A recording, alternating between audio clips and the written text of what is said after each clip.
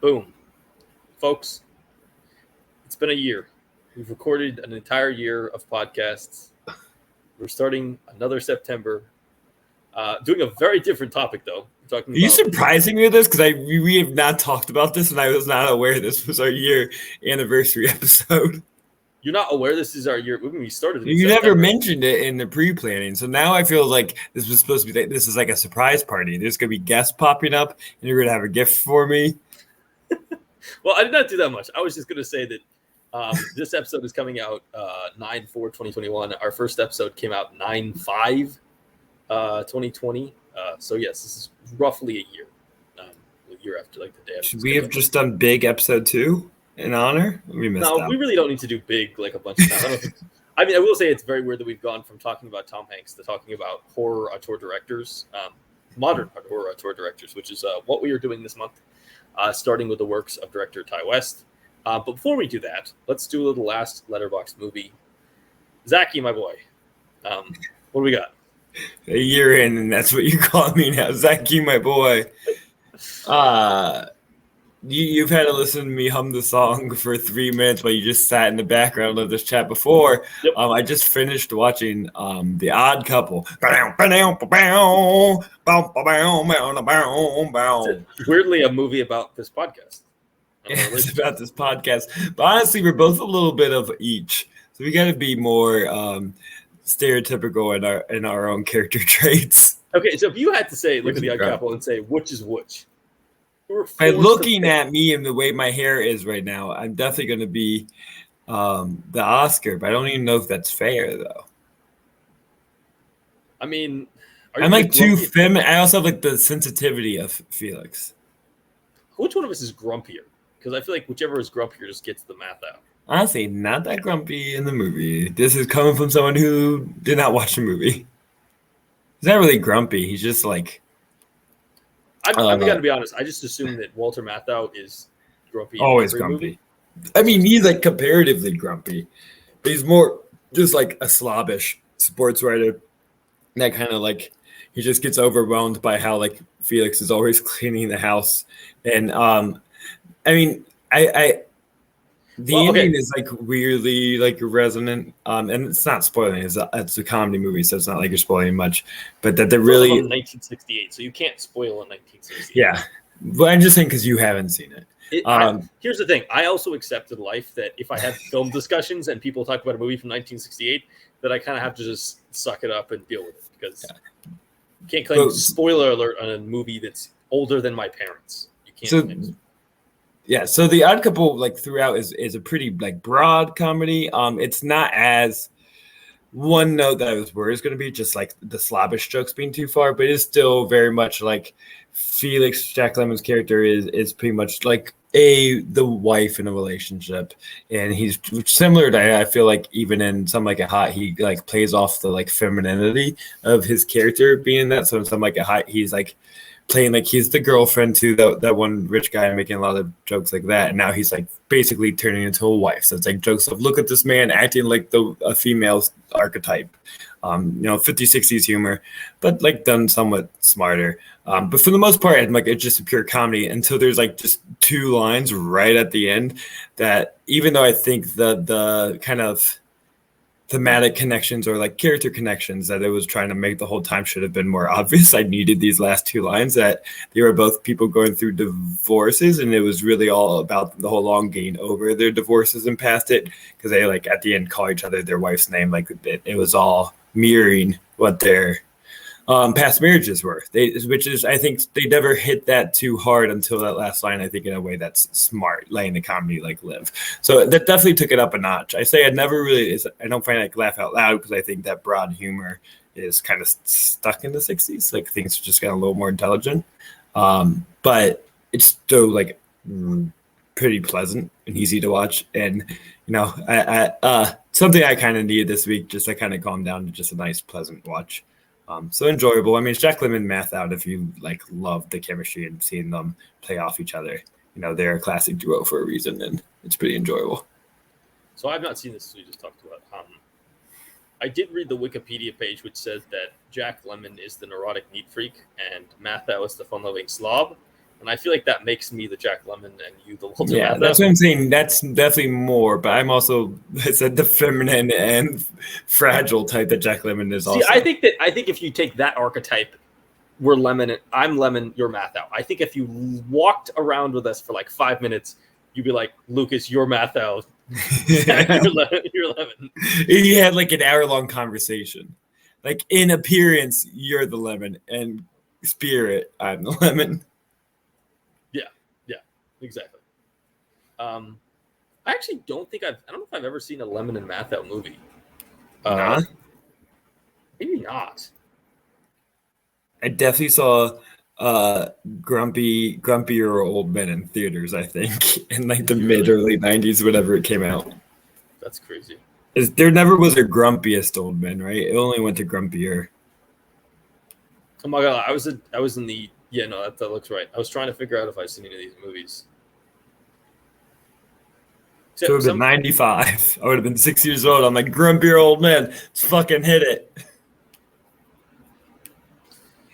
This is my attempt to quickly look up what movies they were in together has failed miserably. So I have not seen any of these movies. There's The Fortune Cookie, Grumpy Old Man. Isn't there another Billy Wilder movie that I'm forgetting about? Out to Sea, The Front Page. The Front Page is not Wilder, but this is great podcasting. They're really they made a lot of money doing these movies. Really very popular. All right. You when you make movies, yeah. Yeah, I've never seen any of their movies together, which is it feels like I should probably remedy at some point. You're definitely about to spend the next 2 nights just watching Matthau Lemmon movies. I can see it in your eyes. No, because here's the thing. You always make fun of me for being a completionist. The important part of being a completionist is I have to start what I'm doing first. If I had watched one, then I might feel more. I tend not to be as a completionist when it comes to actors or directors.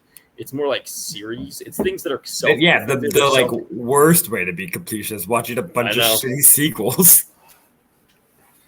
Yeah, it's not always the most. What was you were making fun of me for watching something? Well, you made fun of me for Battle Royale, and I think you made fun of me for other stuff. Because you watched Battle Royale too. I did watch Battle Royale too. It's called prepping for the podcast. I would be honest. I was probably not going to watch that because they're not that connected unless I had a reason. My last Letterboxd movie is I'm going to talk about 3 films at once because they are so closely connected and so cheating. Possible. No, I mean you'll understand when I explain. So I watched the Fear Street trilogy: Fear Street Part 1, 1994, Part 2, 1978, and Part 3, 1666. Which are I don't think you haven't seen these, right? Yeah, I'm probably not going to watch it. I think you'd actually enjoy. They're pretty fun. Plays on horror tropes. The first one's sort of a attacked by monsters movie. The second one is a camp movie, and the third one is a witch burning movie. Essentially, it is characters through time tracing back the origins of a cursed town. You get to see the characters play the actors play different characters in different time frames. I gave all the movies 3.5 stars, mostly because I couldn't really tell. I enjoyed all of them quite a lot, but I didn't. Nothing set each one apart from the other. I don't know how I'm going to rank them. I'll have to figure that out.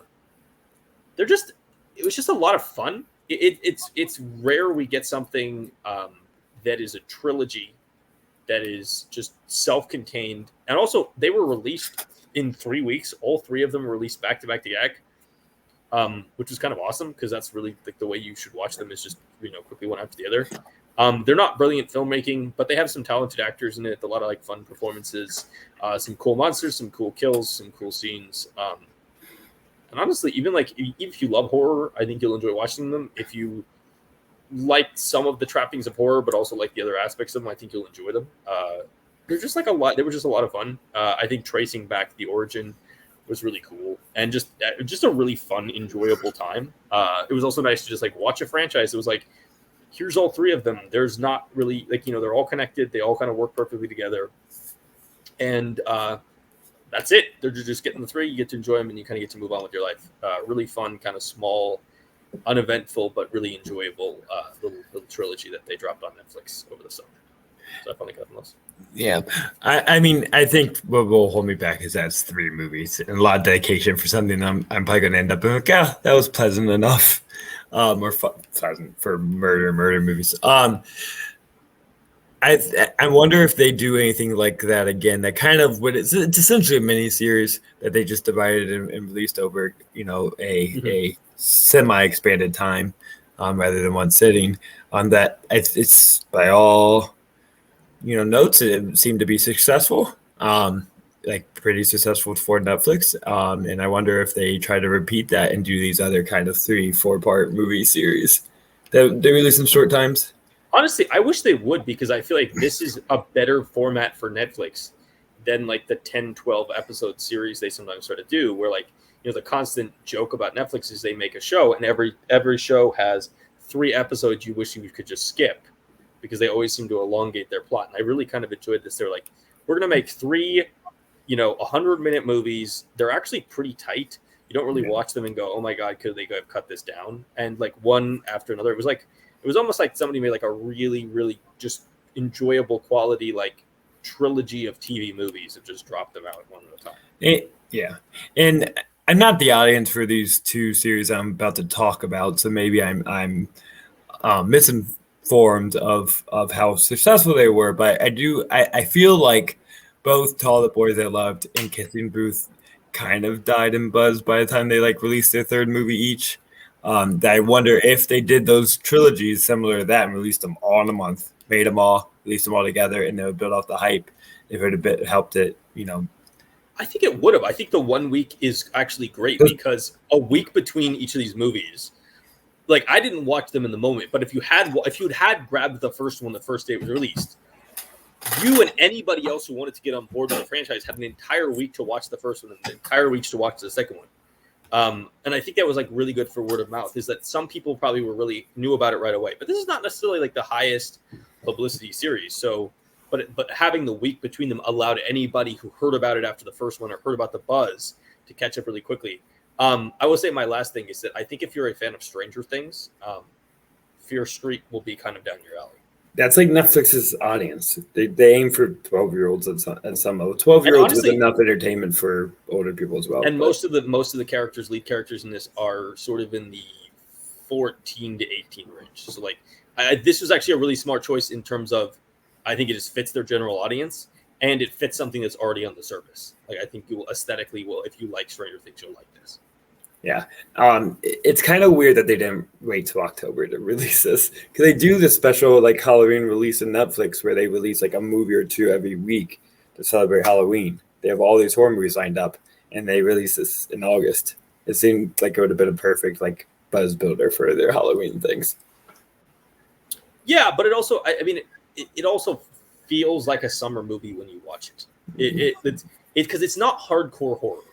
It has horror elements, but this is not necessarily the series that's going to have the really it has some bloody scenes, it has some scary stuff, but this is not necessarily as hardcore horror as I feel like they tend to lean into when they get to Halloween. Yeah. All right. Talked about some horror. Let's talk about some more horror. Let's talk about Ty West's The House of the Devil. Ty West, pretty cool name, right? He is a good director named Ty West. It's definitely unique. I'm going to look this up. Is this actually his real name? As long as I can tell, is it Tyson? No, he literally seems to be his actual real name, birth name, legal name is Ty West. It's also like very baseball player-y. Like you can easily have like second base for the Houston Astros, Ty West. I mean, it also could be like a rapper. It could be a boxer. Like it feels like a lot of things. It has a weird aesthetic coolness to it that you don't see with a lot of names. Yeah, could be a porn star, Ty West. Yeah, and 6 foot schlong. That's the same with my porn. I'm really bad at naming porn, so I'll try that again. Oh, all right. Let's before we jump into a plot summary of his film, let's talk about him a little bit. This is a director that we chose, I think, mostly because we wanted to do somebody who was a little bit less mainstream, because horror often has a reputation as being more of an indie thing. Historically, working on tighter budgets being something where they're being creative out of the need for efficiency. And we're going to talk about some directors later on in this month who like got really big budgets, even like comparatively from the beginning. He's a guy who basically only does stuff he writes. He basically writes, directs, and edits. He often acts in his own films. He often produces his own thing. The one thing that he did for somebody else was the thing called Cabin Fever 2 Spring Fever, which is a sequel movie. He's basically disowned it and said it's not his. It came out the same year as the film we're talking about. His movies, like, they are all made for under $1 million. They don't gross anything. They're not released by major studios. I believe He had House of the did Devil. He do a Netflix movie? I don't think so. I'm He's confusing like, him. I mean, this one is distributed by like MPI Media Group. One of them was like, I think Innkeepers was like Magnolia. He's also, if you look at his career, he's done like segments on VHS and the ABCs of Death. So he's kind of worked on other stuff. He also does some work as an actor. And then basically for the much of his recent career, he's basically just working on episodes of TV shows that seem. That's probably his money. That's like his paycheck. Well, I don't know if it's even his paycheck, or I don't know. He genuinely might have trouble making another film after In a Valley of Violence 2016 is the last movie he made, and it got just like it made nothing. It made like $61,000. Like basically, it made like a normal person's. It made like a person's salary. Like that's not good for your movie. That even at the price he makes movies is, that's still going to hurt. I think right now he's working on a film called X. The plot is currently unknown. Has a couple bigger names in it for normal first plot. It's Brittany Snow, Mia Goth, Kid Cudi. Yeah. I feel like I recognize some of these people. Like, this is actually like people who seem to have, but there's also people who I think have shown interest in like horror stuff before. Mia Goth for sure, yeah. Looking at some of the other people's filmographies. Yeah. And so why you look it up too, but the other, representative of him being part of the indie horror scene is you mentioned VHS and ABCs of Death, and VHS definitely is like the definitive, I think, indie horror, movie of the past 10 years or like 15 years in a way. Right. Because if you look at really VHS, where that scene is, because it's all the directors of that scene taking part in this. Adam Wingard, Joe Swanberg, like several of the people that like you could have talked about in a month about horror. Well, I guess not Swanberg, but people who are auteur directors.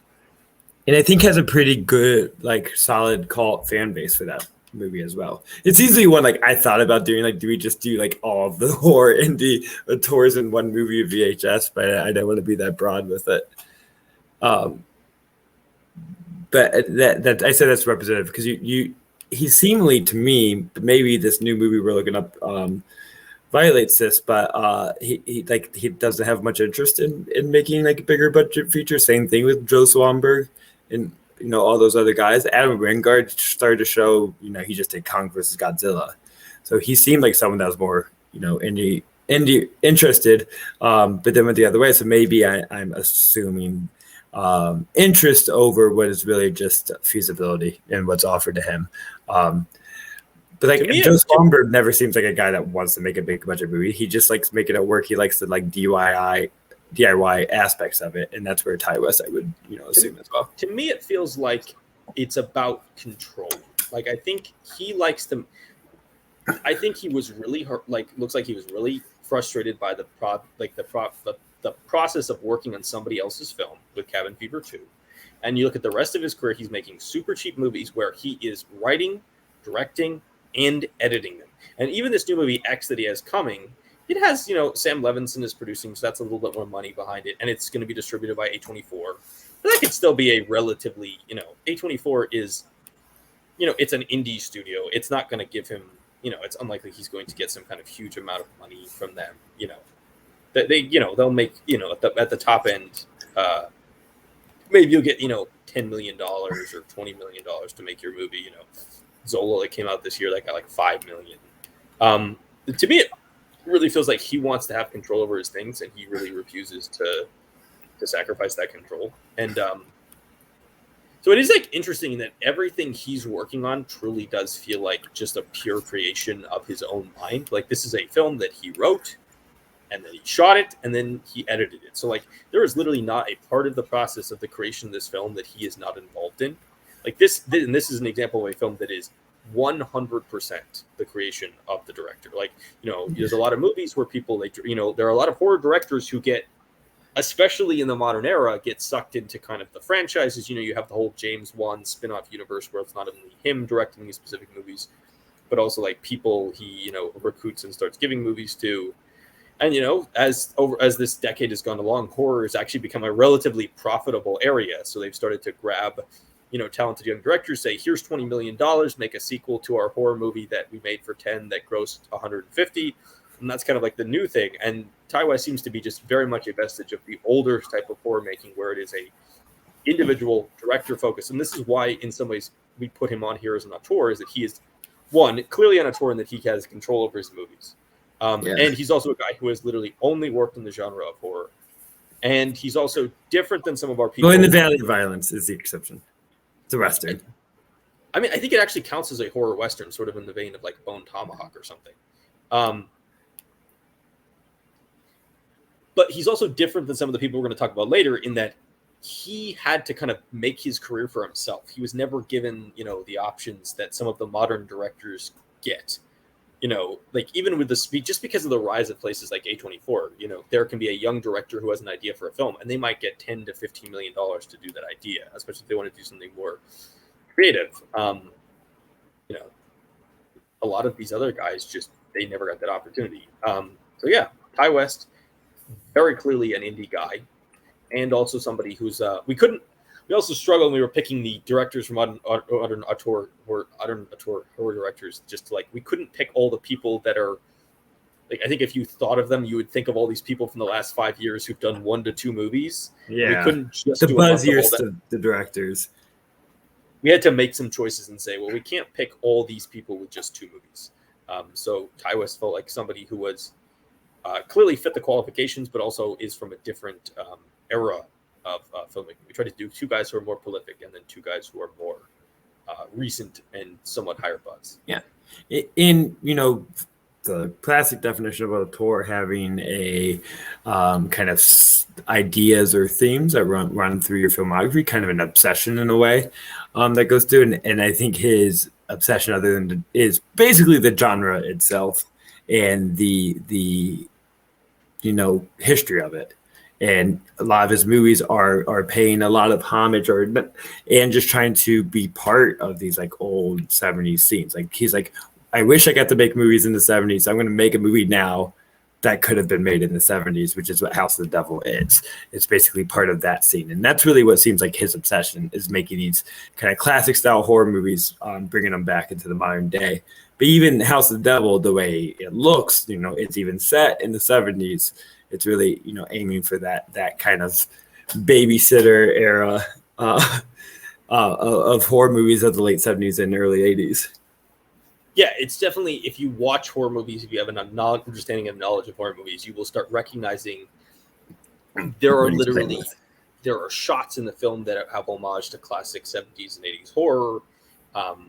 And Rosemary's Baby is like the biggest influence in a way, just plot-wise. The movie literally starts with an homage to Texas Chainsaw Massacre, with the idea that, that's a very classic, this is based on a true story. It's exactly what comes before things like Texas Chainsaw. There's clearly evidence of Halloween. Definitely some of the shots at the end was very reminiscent of a Halloween-like sequence at basically the end of Halloween. And yeah, there's a lot of haunted house stuff. There's a lot of slasher stuff. There's a lot of references that are too deep for us to even know. Ty West just really shows himself as a true fan of the genre, and I think he's paying off a lot of movies that only the deepest of fans really know.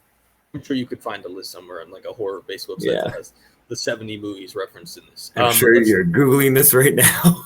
I'm actually not, but I'll do that while we talk about a plot summary. Do you want to start the plot summary? Or do you want me to start the plot summary? So we have, I'm not going to say any character names. I also don't know her actress name, so we're just going to call her. There is a young woman, college student.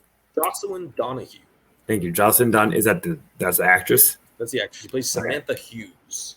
Yeah, so Samantha is a young college student looking for work. She pulls a flyer for his babysitter position calls a number and it automatically is already like a little odd. She's like, no, we like need someone now. They call him back right away. The desperateness is like evident in the voice, like how immediate this must be. That kind of starts to put some red flags to her and put some red flags to the audience, and most importantly, raise some red flags to the great Greta Gerwig, who she is her friend that she meets for pizza. And like, no, this person's weird, especially after they kind of hold her up. She was like supposed to like meet them, and they never make the meeting happen. And Greta Gerwig's like, you can't talk to these people. They're weird. They're flaky. You don't know what you're getting into. But as she gets called back, she like, I really need the money. And naively goes to what is like a rich mansion that was like used as their excuse to trust. It's like they live in a rich area. They must be trustworthy.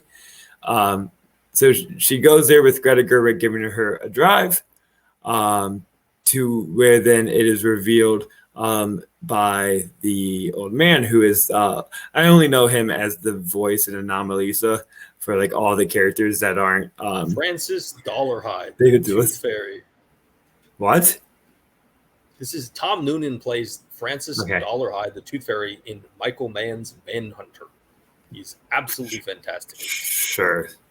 Okay, I don't know what the character name is. The Tooth He's the Fairy? bad guy. He's the bad Okay, guy. got it. Anyways, to me, Tom Noonan is the voice of every character that is in David Thewlis and Anomalisa. So Tom Noonan, who like surprisingly just looks large. Is he like 6'8"? I really need this information. He's 6'5". He is a very tall, very thin. thin man. Yeah. He also uses the physique is also very much on display in Manhunter. He has a weird physicality to him where he feels too tall and too thin, like artificially thin for his height. In that and his just like kind of naturally sad face Really, and like voice that's like too soft. His voice sounds like it's melting. All adds to the kind of creepiness, and especially with the desperateness that he's also now acting in person to that character. So he reveals to her that they actually don't have kids. Which I'm like, once you see him, he's like 70 on death's door. Like, you're pretty sure there's no kids, right? And it's actually to take care of his wife's mom, to help make the wife feel more comfortable as they are out. That she's not going to leave the house. And this is when Gerwig was like, screw this shit. You can't be here. They lied to you. This all seems weird. You're taking care of an old woman. No one wants to take care of old people. They mentioned that because of the like risk concerns involved with it. And so Greta Gerwig bounces. She never makes it back to her place. She gets stopped by the one young Satan worshiper as part of their team. He goes, and honestly, I think this is like the creepiest part of the movie. It's like having a conversation, and once he realizes she's not the babysitter, just really quickly, the abruptness of it is, I find pretty startling. Shoots her in the face, right in the car. So the first sign that something is wrong to our, main character, I forgot her name already, Samantha. That's correct. Okay, good. I'm proud of myself. Hey, Samantha calls her to talk about pickup times or whatever, and there's no pickup, and repeatedly there's no pickup. So she like tries to just hang around the house. She does some great dancing. More creepy shit happens. She orders pizza, and it's the one young Satan worshiper that actually delivered the pizza, and is like spying on her through the window. Until when she really starts to, lose it by the sound she hears. And what else happens of her like gain some?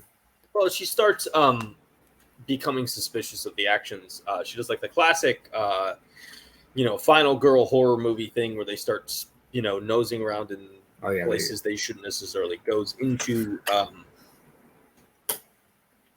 And then she calls the number they gave her for emergencies, right? And it was disconnected. Yes, and then she calls 911. She passes out because of drugs in the pizza. This is the last 5 minutes of the movie where she like passes out. It's a lot of her hanging around the house. It moves at a real very much slower speed. Yeah. Yes, and then she finds herself strapped down on like a witch's symbol, and somebody cuts their hand and puts blood into a gold skull and tries to pour it in her mouth. And then she escapes, and that's stabs the character whose name is Mother, which is sort of a creepy witch thing. And then she also kills the son and the wife of Tom Noonan, and then she runs out and she talks to Victor, which is the Tom Noonan character, and he's like, I'm just a messenger, which I assume we're referring from him, which we were bringing to the devil, and you can kill me. Basically, she threatens him with a gun. She says, you can kill me, it doesn't matter, and it's too late. And she shoots herself in the head. And then we can see a little bit of a TV broadcast, and they talk about like what happened with the eclipse, because this is one of the biggest eclipse all the time, yeah. There's an eclipse happening this night, and at the end of the film, she wakes up, her head's in bandages, and a nurse says, "You'll be fine, both of you," presumably saying that she's like got some kind of demonic baby inside of her. The nurse doesn't know it's demonic, I assume, but she's mentioning that she is pregnant. I think it's unclear if the nurse is unclear. I think it's a little bit malevolent, but just the way the nurse is interacting with her seems So you're saying scary. The nurse is the nurse to Baby Satan's OBGYN, that this is all a satanic hospital that they haven't. Well, I mean, I think it's not unsurprising to believe that there are more people involved in this whole satanic thing than just the three people living in the house. It's okay.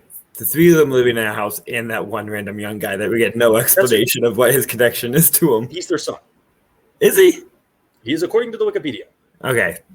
Kind of makes sense. So it's just a family ordeal. Do you think that this is it has to be a budgetary constraint? You get 4 people, not this big, 30-person call, because then you don't have to pay for more people.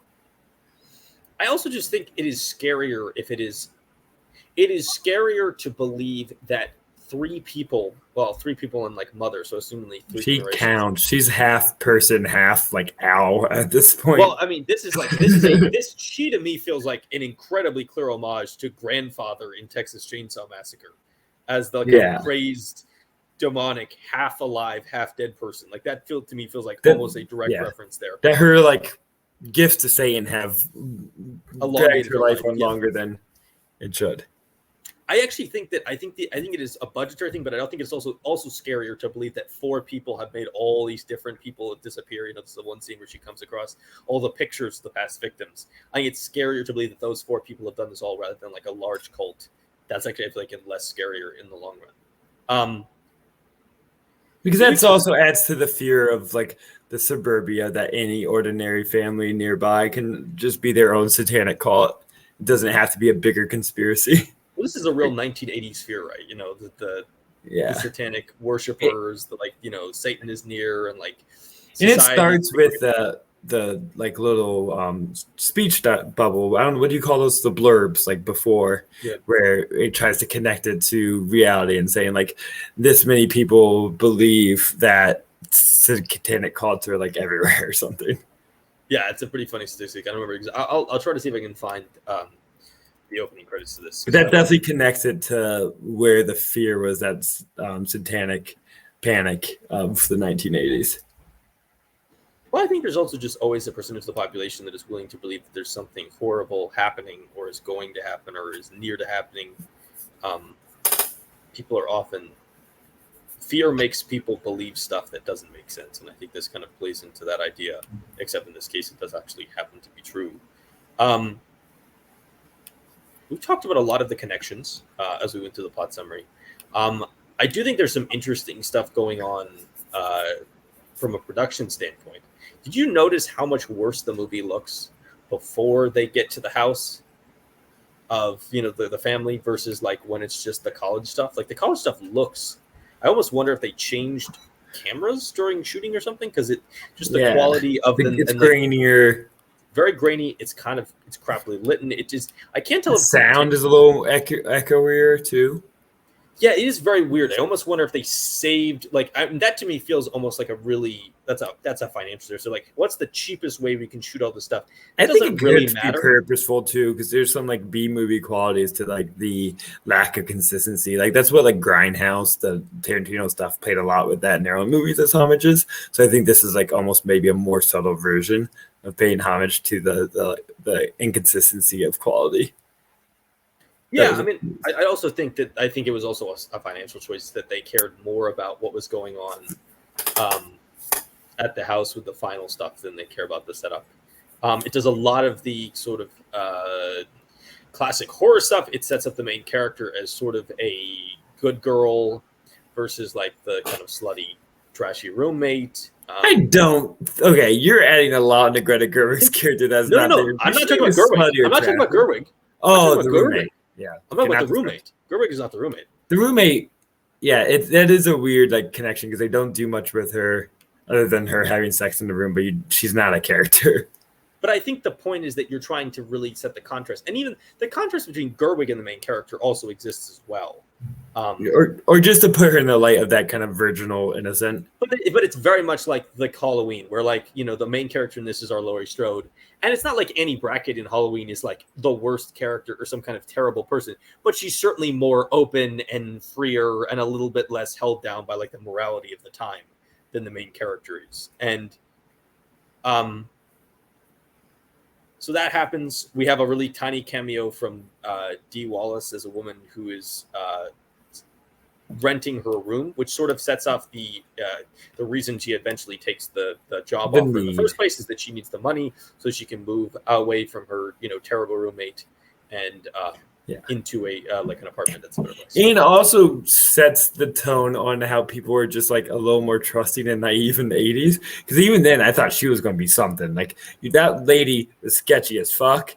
She was like, "Oh, like I don't need your deposit." And there's too much like inconsistencies in the procedure of it all that she was willing to go by. That I feel like she was running the Satan house and just trying to get someone in there, but which isn't at all part of the story. But I think that kind of note of like you're a little unsettled by how the lack of systematicness and that procedure is, which I think is just like part of life in the 80s. Yeah, that leads you to believe that when she's taking this like babysitting job with little information and never being these people, that it kind of puts you back in that more laid back society of just trusting and accepting. Yeah, it really does help you understand why this girl would go to a house, get lied to, have like a bunch of just creepy kind of weird looking people in a creepy weird looking house way out in the woods, and still just be like, yeah, this is like totally normal. Why would I never get to see the woman I'm supposedly watching. Like that there's so many sketchy details, but you're right, that does really set it up as like, yeah, she just kind of. Did you notice how sketchy the apartment thing was, or is this just like me and like no, it was totally weird. And then she makes the weird. The final line she says to her before she walks away is like, I just have to deal with the current occupant. Mm-hmm. Like there's a lot of like, I don't think I think that the character. Do you think that there's that actually, if she ended up going to that apartment, that would also be a satanic cult? And she just like either path she took would have led her to the same fate? No, I honestly think the apartment was just like, yeah. I think you're watching a horror movie, so you start reading into everything. More than necessarily is intended, which is like part of the purpose of a horror film. I think it was all intentional to make that a little uncomfortable. Yeah. I think they're trying to make you start looking for things that are not there, so that you start maybe ignoring the things that are there. At that point, I really like Tom Newman in this. I love his physicality. He has we talked about this earlier, but like his frame is interesting. He always looks like he is somebody who is like withholding food from himself, like starving himself, using some kind of substance to like keep himself artificially thinner. He always has like a really like sallow look. He never looks like thin because that's naturally where his body weight should. He always looks like thinner than he should be, like he's not eating enough or he's doing something weird. And that combined with the fact that he is this huge man with this incredibly quiet voice is I think just an amazing. It's just sort of a perfect for horror movies. He has like a really great aesthetic for them. Just like the combination of those two factors makes him always kind of interesting and engaging on screen. That and the fact he's a very talented actor who should have worked a lot more. And what's very important about his performance is that he essentially is the big bad in a way. Like he's the patriarch of the family. He's the horror looming over the whole last 50 minutes or an hour. He's on screen for like 10 minutes and does not do anything like heinous or evil until the last 5 minutes when they flash and she's being held in the call, that reveal. So it's just that like 10 to 15 minutes of the interview of him just being so unsettling as you described, that leads that to the suspicion. It overhangs the whole like next half hour. She's just hanging in the house. His identity and that he set up it is looming like a shadow. Like you just know something's up. You don't trust him. He doesn't have to be on screen to be terrifying. Just the idea of that meeting was enough to terrify. Yeah, he's just like he even like in throughout the film. I don't think he actually commits any acts of violence at the end of the film. It's the other characters that. No, it's Fox Al Grandma. It's grandma. It's the son. It's even the wife who do all the thing. He's just sort of this weird like. He's like the orchestrator. He's almost just seems like a wife pleaser too. He's just like I need to do it for my wife. But like is the wife actually the devil? Who knows? Who knows? I mean, he's really like the true believer who's just like I'm going to. Like, there's a weirdly creepy aspect to the final sequence where he's even like, it doesn't matter what you do at this point. He's already come. I'm just a messenger. Like, even just like the fact that he so clearly isolates it from himself as a person is just creepy. It's weird. It's off-putting, but it's also kind of great because he's very, very, very good at this. I don't really have anything else to say about the other people in the movie. Are we not going to talk about Greta Gerwig? Well, we talked about her in a sec. I was going to say the main characters. I just think that they're cast purely because they fit the archetype. Like, Jocelyn Donahue as Samantha is sort of just, she has the look to play a horror movie final girl, kind of virginal good girl. Like that. But like I feel like I don't think she's particularly talented. I don't think she's particularly great in the role. But I think she is cast purely because her job is to play, a specific type, like archetype. She has the look of someone who could have been that 70s innocent, final girl. And then like the mom, who is Mary Ronov, not sure if I'm pronouncing that correctly. She kind of just has kind of the creepy. It's a makeup performance. The performance is all in the design of her. Yeah, and the same thing with the mother. Like this is outside of two people. Like I don't. Actually, outside of three people, you don't see these people in other. I mean, you can also count the son because he just has the one scene of him just seeming like an innocent guy in the side. It's an important scene with him and Greta Gerwig. I mean, his performance is. He's pretty creepy in that scene, to be honest. Yeah. He just kind of he's the classic kind of horror character who comes on and he just.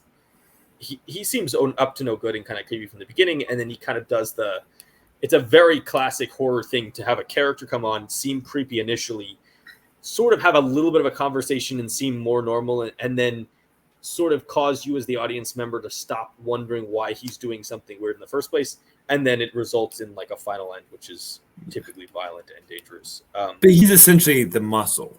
So in some ways, if the scary aspects you find are the actual like physicality of it all, he's the part that adds the fear of the actual acts himself. Not to spoil future shows, but he's essentially the Caleb Landry Jones of this family. I think Landry Jones is a much better version of that character. Yes, this is a slighter version, but the person that's out there just like doing the like handwork to like make sure everything is clean and actual physical murdering of people. Well, it is interesting. Again, I don't know why I keep going back to this. It does really parallel. Texas Chainsaw Massacre keeps coming up in my mind. It's just like even the relationship between the four of them, kind of. They're like embracing of each other's evil. Well, just like that family, the Sawyers have the kind of crazy old person who seems half dead and is like, artificially aged. They have the muscle character, they have the crazy character, and they have the character who initially seems helpful and safe and then turns more malicious. There really is like you could almost compare Tom Noonan's character to the cook, the mom character to the hitchhiker, grandpa to the mother, and then Leatherface to the son. There is like a weird. It does feel like it's playing into these, and that's not unique to that movie, but also just like horror films in general tend to have that kind of like structure of a team of villains working together. Dee Wallace plays the landlady. I feel like the only reason Dee Wallace plays the landlady is because they wanted somebody who is somewhat recognizable, and I think that's it's sort of, I think in some ways was cast because they wanted to do like the flip flop. Because if you watch C.D. Wallace at the beginning of the film, you're like, well, she's going to be part of this movie, and then she's not. Lena Dunham voices the 911 operator, which I did not catch in the moment watching this film. There's another one that I missed. I'm forgetting who it is. The director plays a teacher in the film. And then you want to talk about Gerwig? I definitely want to talk about Gerwig. I'm missing something else. Okay. I don't think you're missing anything. So Ty West, connected to no, I'm blanking. We literally said this name 6 times in the show. Joe Swanberg. Thank you, Joe Swanberg, and that very low budget DIY scene that often gets, I would say, dismissed as mumblecore. I think a name they kind of embraced, but also just because of the lack of script that often Swanberg and some of these directors would work with to kind of come up with a more natural take. They would kind of mumble their way through their lines because it was supposed to be more naturalistic. And Greta Gerwig, who was a big part of that scene before Greenberg and like Noah Baumbach, brought her a little more in mainstream, that she's definitely bringing that energy into this movie. She's giving like a pretty straightforward mumblecore performance when I think, Tom Noonan and all those horror things are a little more polished in a way that we were like used to with, the horror genre. But I just like love that energy. And she's just like so naturalistic, everything she's doing right down to just like how she's eating pizza. It's really like puts a modern step from those 70s horror movies of just like, she just seems like a real human and is like a goofball. And honestly, in a lot of ways, you think she's going to be that kind of like hypersexual friend that gets punished, but she does get punished, but she's like a solid, loyal friend and a good character. And she's just like the siren. She's the audience surrogate in some ways. She's audience surrogate in a lot of ways of like the don't go in that house, the don't go in that room. And almost in a way, as far as, what that's trying to do as a horror device is saying you as the audience who knows not to do this still aren't safe, as she still gets murdered before the end. So nobody's safe whether you're smart enough to realize it or not. But my main thing I want to talk to about is I just love that naturalistic energy. I still think she has mainstreamed that style of acting in a way that I really appreciate throughout. And it's great watching some normal woman eat pizza in the grossest way possible, in the grossest and realest way possible. It is interesting. It's an interesting time in her career because she has, at this point, she's worked with Swanberg 3 times. Yeah, they directed a movie together. Once co-directing, once co-writing, and then once just as an actor. She hasn't worked with Baumbach at this point. It's next year, right? Yeah, 2010 is Greenberg. Greenberg is the next year after this. She's basically worked with any roles that are like you remember to her up to this point are either Swanberg or the Duplass brothers. Everything else is sort of like literally, and I'm not even joking. People forget how much of a staple of that indie scene she really was, of the mumblecore scene. She's done like 8 movies up to this point. The 4 with Swanberg or the Duplasses involved have Wikipedia pages. The 4 without don't have anything. Like they're not famous in any respect. And from this point onward, she has like, it's honestly kind of crazy how long it takes for her to even get to like even somewhat fame. Like, I mean, Greenberg is not her big try at being in big mainstream blockbusters was Arthur. Do you remember that? The Arthur remake? No strings attached. She's a small part of No Strings Attached. But like, honestly, that's like the first time she does anything kind of roughly famous. And then, I mean, even the rest of her career, she never wasn't really Arthur before No Strings Attached? Same year. No Strings Attached is first, though. And then she, carves her own path in a way that was perfect for her. Well, and then she also gets involved in a relationship, which also becomes hugely influential on her career. Yeah, mutually fruitful for both of them creatively. Yes, writing and acting. Yeah, no, I like her in this, and I do think that one of the funniest comparisons is comparing her coming out of that mumblecore movement to Tom Noonan, who's like a longtime TV actor and like just a real professional who's like, yeah, I'll take your script and I'll read your lines because I know we don't have a lot of time to shoot. Like, I feel like TV actors are probably good for this low type of production value.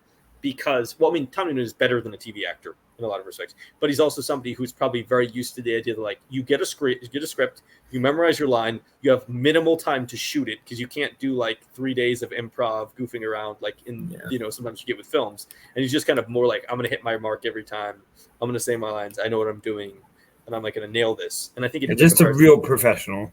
Oh yeah, he's a real professional, and he's like really good. Like, it is honestly kind of surprising if you look back at his career.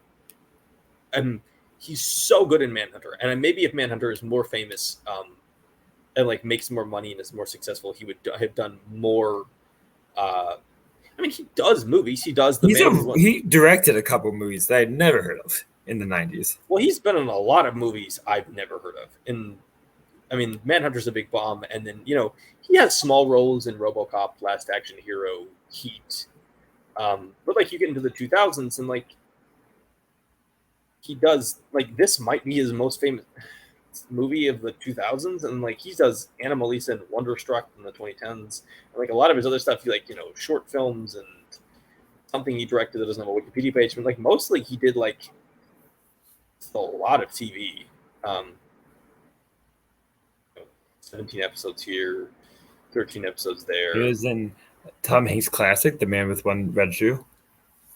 Yeah, one of the worst Tom Hanks films of the 1980s. It's pretty boring. Yeah, no, he's just like, I wish. But kind of a Charlie Kaufman guy in a way too, because he was in Synecdoche as well, which is kind of a great place for his vibe and his energy. He does have good energy. Like, it's honestly kind of surprising that more directors were not like trying to grab him for stuff. Like, I feel like he has intermittently worked with famous directors, and then most of the time just gets really stuck in just kind of like sort of crappy, not very interesting. He's just like a real professional actor, just like taking gigs where they are, and every now and then there's a great project that he can be passionate about and dive into. But even this is probably just like a job for him. Yeah, I mean, he's still working up to 2018 was his last TV credit, 2017 his last, but I don't know if he's officially retired or anything. His IMDb picture has cracked me up for like years, because I don't know, I knew him since Anomalisa, because it's like, who's the person doing all these weird voices for his female characters, but his character is very like such the head of someone who doesn't realize this isn't cool anymore. I don't know if we're going to get flagged for me showing IMDb pictures, but no, I just looked it up. That is pretty great. Yeah, it's a pretty great hat. He has a lot of like wearing hats that like look slightly too large for his head. There's several pictures I've seen of him with different hats. Yeah, he's very talented. I enjoy him in this. This is like a weird movie to talk about, because in some respects what it's homaging or playing on is more interesting to talk about than the actual actions of the film. Yeah, like, it's a very the plot is very slight in the way that I said a lot of the movies at this time were. It really is. There's a woman goes to this house to babysit, finds out that there's some lying about his babysitting for an old woman, and then she just like creeps around their house while creepy shit happens until she gets impregnated by the devil semen. The movie is 95 minutes long. It legitimately does not get. I don't think Gerwig is killed till near 50 minutes into the movie. That's the first like scary thing to really happen. I don't think there's anything satanic. I don't think the satanic stuff happens to like 80 or 85 minutes into the movie. Like, this movie is, and then it goes really quick for 5 minutes. And honestly, it might have been the reason that the film didn't like blow up. I mean, part of it might have been just the distribution, but also like, I feel like this would have been a hard movie to sell, just because you could sell. Audiences aren't patient anymore. Well, yeah, you could sell this movie as like a haunted house movie, but if your audiences go to this movie wanting a haunted house movie, they're going to be like, I have to wait 85 minutes into this movie to get the haunted house stuff. Because you can't even make a trailer for this. I think I've talked to you before how much I hate horror trailers, because you need like 10 scares and loud noises, and the movie doesn't have it to like promote that without showing the ending. How do you promote the movie being terrifying? Or you need interesting locations, and beside the house, you don't really have any interesting locations. I would imagine a trailer for this would include a shot of the son walking up to Gerwig's car, the house, maybe part of the phone call. I guess you could put in a trailer, like overlying some other images. In a way, it's almost like the anti-Blumhouse. Like Blumhouse also, kind of an independent, or at least not independent, but a low budget studio. They really made their money by making horror movies on the cheap and then making lots of profit. But Blumhouse is going by almost a formula of how can we promote this movie? How can we make a trailer to get people to see it? And there has to be so many like scares and tropes involved when this is like just not trying to like please the masses, as I think Blumhouse is in a way. Yeah, Blumhouse is really good at being like, what do people like and what will make money? They let their directors do stuff with them. But like, if you look through their entire career, I don't mean that as a dig, but it's definitely the goal of the company. No, but there are producers involved who are saying stuff like, we need to make sure this is functional. I mean, freaking Paranormal Activity, their first ever movie, which was made for $15,000, and they spent an additional $215,000 post-production, made nearly $200 million. That's how they built their studio. And in some ways, you can say that Ty West doesn't, he does like his thing. But like, if we're being honest, Blumhouse has done way more for horror as a genre than Ty West has, because their movies have been seen by hundreds of times more number of people. They've became a name outside of like the main studios, or the like two distributors of the biggest name would be A24 and then Blumhouse. I'm fascinated. I will say I am very fascinated to see, and we've sort of moved past the film at this point.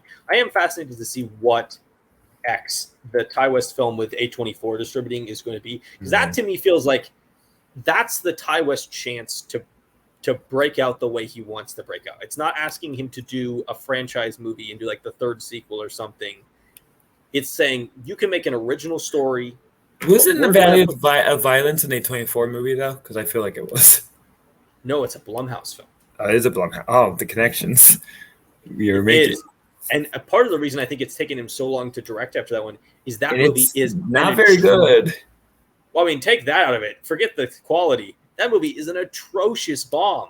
That movie is that is a legitimate career ender. That is a movie where he is controlled. He's in charge of everything. That was his jump to doing something a little more higher budget.